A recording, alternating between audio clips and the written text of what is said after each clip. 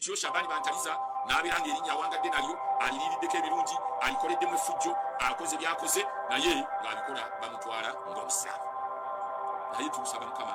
bw'atyo yeri ali bbanga lye Mukama lyeyamuteekerateekera okumala ku nsi bino ebirala ebyobutambitambi bwembadde ndaba nga alabula naye ndowooza akakase nti ebyo byonna byabadde ayogera musunsa ebibadde mu makulu oyo omuntu ogenda okulabula n'otegeeza nti emundu zosatu ziri wali emundu zosatu kati zaabaddewa nga malayika almauti emuwala wali mutwala emundu zosatu baali bazimugjeeko abadde munene omumyuka w'omwogezi wa UPDF wejje ly'eggwanga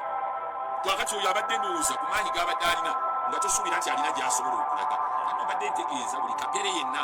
alowooza okutiisatiisa abantu b'eggwanga lino ng'obatiisatiisiza mu mmundu obatiisatiisiza mu tiyagaasi obatiisatiisiza mu miggo nkugamba nti zikusanze oswadde ebyo tebikyali mu bintu bitiisatiisa muntu era bino noono muwala wange anite eyo minisita naye njagala mumugoye mutegeeze mugambe nti bwevaayo weetondera eggwanga okugenda kuba naye yakola statement ey'ekigega bwetyo n'agamba mbu we have UPDF we have army we have what tulina mulina UPDF yabadde egenze nga parliament wegenda bulisezi teyabaddewo n'emmundu nga teziriiwo okubeera nga bakalisa bamututte Allah subhanahu wa ta'ala yategeeza omubaka Muhammad sallallahu alaihi wasallam n'amugamba nti Muhammad innaka mayyitun Muhammad oli wakufa Allah yayagala omubaka Muhammad sallallahu alaihi wasallam naye olaba yamuteekako kinene nnyo n'agamba nti wa innahum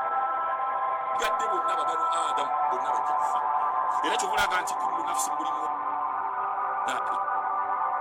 kufa kati buli akangakangalira eggwanga mwalifuula abantu lyamwe liringanga propati z'abakitammwe ziringanga propati ekiyita kyamu naye abantu salawo nebabeera nga bagirese bantaliza yunifoomu yagirese kyagenda okufunayo ekinene mukubira mizinga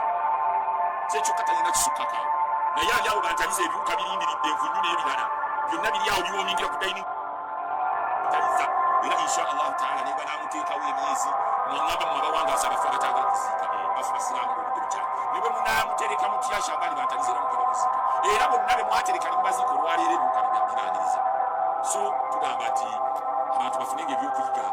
ebyo byonna Allah abireeta n'agamba la ayatin li ulil albab mbeera mbibaleeteranga bibeere ebyokulabirako bibeere ebyokuyiga li ulil albab eri abantu abalina obwongo so Shabani bantaliza tukusibula nga tukwasiza mukamawo Allah yanaamanya kubanga ffe situmanyi bikwatako wabula Allah yamanya ebikwatako oba olina byewalongoosa alhamdulillah oba olina naye ekyali ekikulu mu byonna oba walongoosa oba tewalongoosa ekyali kikwetaagisa si bingi nnyo abadan Allah yali yakutuma kintu kimu kyokka ashhadu an la ilaha illa Allah wa ashhadu